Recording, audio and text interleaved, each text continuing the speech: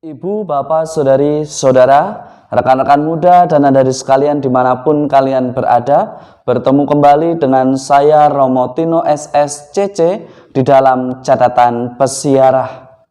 Orang yang takwa di dalam perziarahan hidupnya akan senantiasa diberkati Tuhan. Tuhan tidak pernah mengingkari janjinya. Jadi, janganlah kita memaksakan kehendak diri kita hanya karena kita ingin memuaskan nafsu kita. Sebelum kita mendengarkan permenungan dari catatan peziarah, marilah kita membuat tanda kemenangan Kristus. Dalam nama Bapa dan Putera dan Roh Kudus. Amin. Allah Bapa Maha Pengasih, Engkau selalu setia dengan janjimu. Berkenanlah membimbing kami agar kami setia pada janji baptis yang telah kami ikrarkan. Semoga kami semakin taat dan takwa kepadamu sekarang ini dan untuk hari kemudian di dalam persiaran hidup kami. Demi Kristus pengantara kami. Amin. Ibu, bapak, saudari, saudara, rekan-rekan muda, dan adik-adik sekalian dimanapun kalian berada. Pada bacaan hari ini, kita semua diajak untuk merenungkan bahwa hanya orang yang takwa yang akan diberkati Tuhan. Hanya mereka yang senantiasa mencoba untuk setia dan meninggalkan kesalahan atau perbuatan jahat mereka dan melakukan sesuatu yang baik di mata Tuhan akan diberkati. Seringkali kita memohon dan berdoa agar Tuhan memampukan kita supaya kita setia. Tetapi seringkali juga kita memaksakan kehendak diri kita. Kehendak yang tak teratur, yang hanya mengikuti nafsu kita. Yang terjadi kehendak yang kita ingini dan kita ikuti mendatangkan bahaya di dalam hidup kita. Sebagaimana dikatakan di dalam Injil Matius, keikhlasan membuat si kusta sembuh. Dan apa yang menjadi rencana Allah haruslah terlaksana demikian.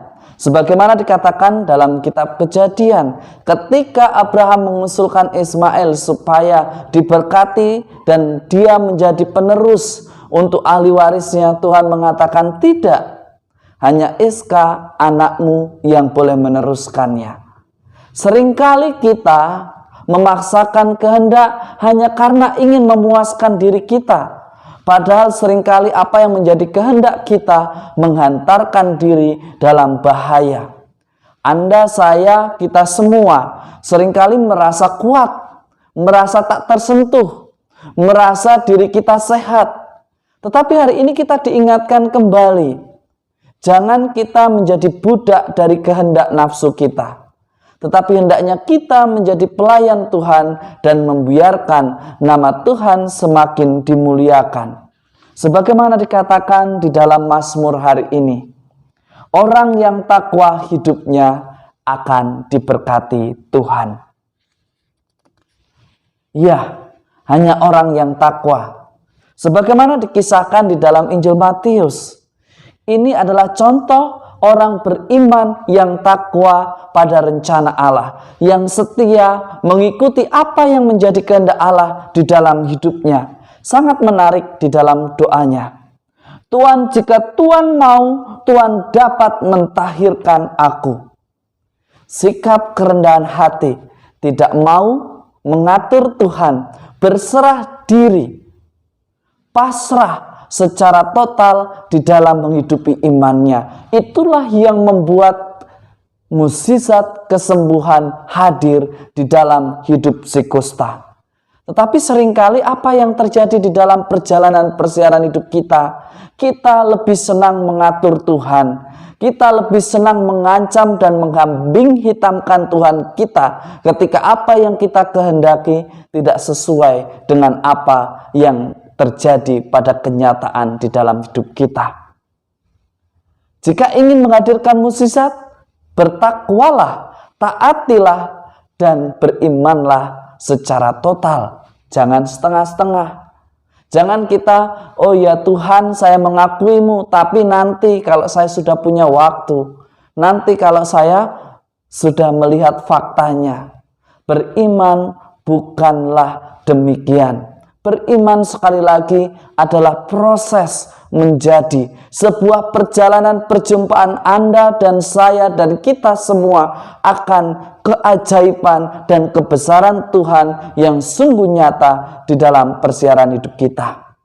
Dan seringkali yang kita lupakan, ketika kita disembuhkan, kita lebih sering mendahulukan update status, lebih sering mendahulukan memberitakan kabar ini bahwa kita sudah disembuhkan. Tetapi pernahkah kita untuk mengawali semuanya itu dengan ucapan syukur di dalam doa karena Tuhan berkenan menyembuhkan kita?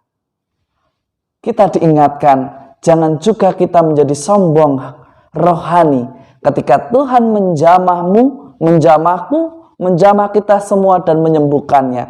Tetapi jadikanlah peristiwa itu membuat kita semakin sederhana, semakin rendah hati, dan semakin bijaksana.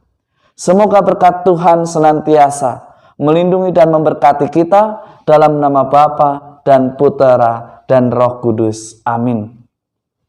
Ibu, bapak, saudari, saudara, rekan-rekan muda dan adik-adik sekalian yang terkasih, pandemi COVID belum usai. Hal ini terjadi karena banyak dari Anda, saya, kita semua memaksakan diri kita, merasa bahwa diri kita kuat. Akhirnya kita melupakan prokes. Sekali lagi, hanya orang yang takwa, setia dan taat yang akan diberkati dan diselamatkan. Karena beriman bukan soal di mana saya berdoa, di mana saya meletakkan iman kita, tetapi di mana kita benar-benar berada. Apakah kita sudah totalitas di dalam beriman ataukah kita setengah-setengah? Sudahkah kita rendah hati di dalam beriman ataukah kita lebih cenderung mengikuti nafsu kehendak kita? Selamat beraktivitas, Tuhan memberkati. Amin.